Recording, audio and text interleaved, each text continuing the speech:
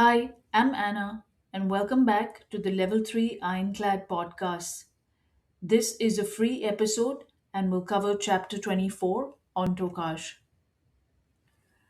Tokaj sits in the foothills of the Carpathian Mountains in northeast Hungary, close to the Slovakian border, and it has built its reputation on premium botrytized sweet wines.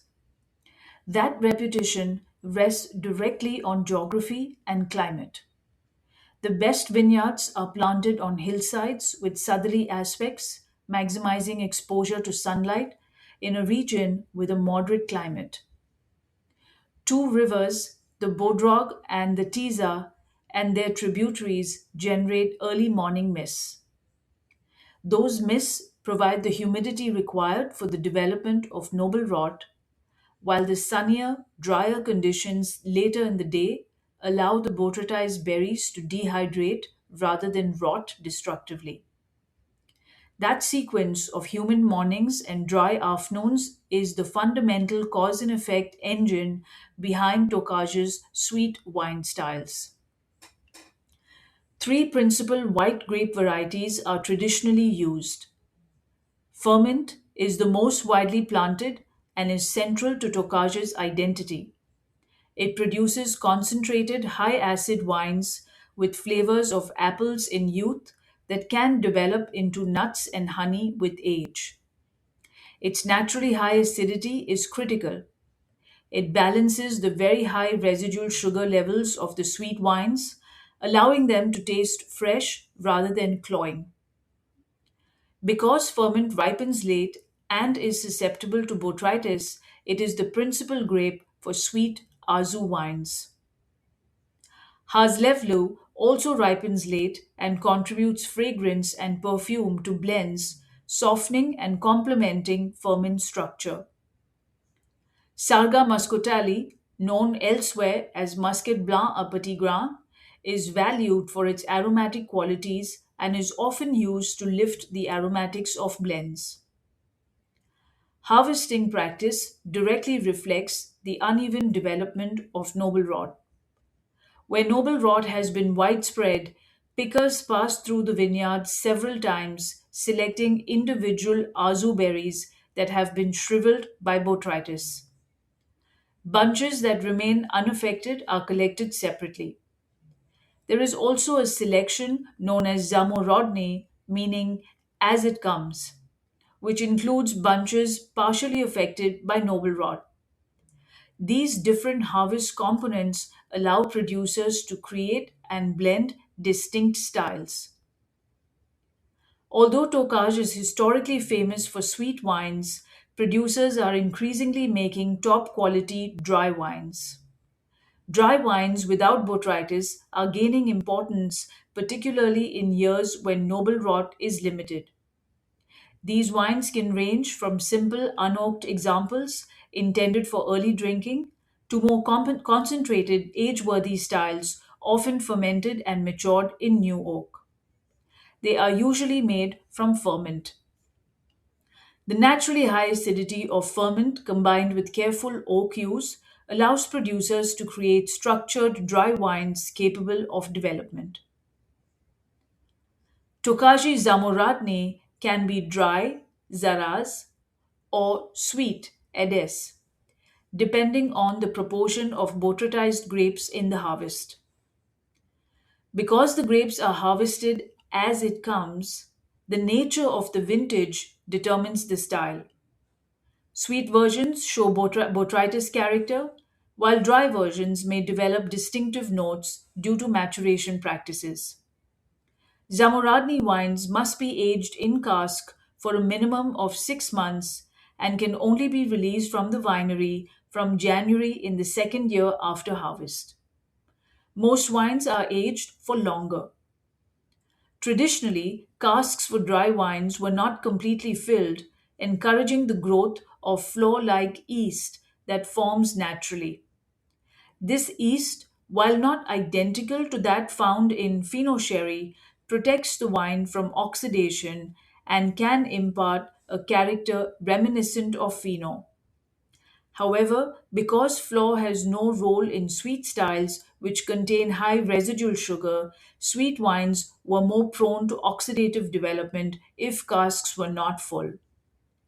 The modern trend is to reduce oxidation by filling casks completely, especially for sweet wines. The most prestigious sweet style is Tokaji Azu. Production begins with a base wine made from healthy grapes. The individually selected azu berries are then macerated in this base wine either before or after fermentation. Maceration typically lasts 12 to 60 hours. Traditionally, the berries were made into a paste before addition, but using uncrushed azu berries avoids extracting bitter flavors. The mixture is then pressed and the wine matured in oak. The number of azu berries used determines the sweetness and concentration of the final wine. Classic Tokaj Azu wines are deep amber, intensely aromatic, and show flavors of orange peel, apricots, and honey. As sweetness levels rise, concentration and intensity increase accordingly. Tokaj Essencia, sometimes called essence or nectar, is extremely rare and seldom available outside the region. It is made solely from the free run juice of azu berries without the addition of base wine. Because the sugar concentration is so high, fermentation can take years, and even then, the alcohol remains very low, usually less than 5% ABV. These wines are extraordinarily concentrated. Modern sweet wines are often made from grapes that have spent extended time on the vine and are frequently labeled late harvest. Some may include botrytized fruit. Where noble rot is present, producers may ferment the botrytized grapes directly, a method more akin to sauternes or TBA production than the maceration process used for azu. These wines may be matured for less time than azu and are typically labeled late harvest.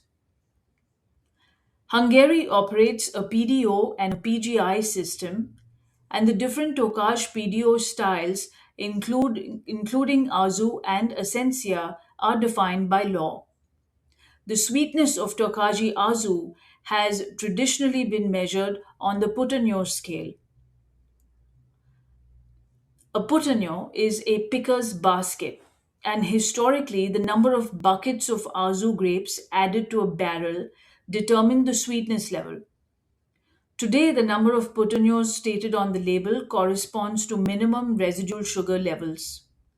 5 putanyos indicates a minimum of 120 gram per liter residual sugar, which is now the minimum concentration of Tokaji Azu. 6 putanyos indicates a minimum of 150 gram per liter. Current legislation was established in 2013.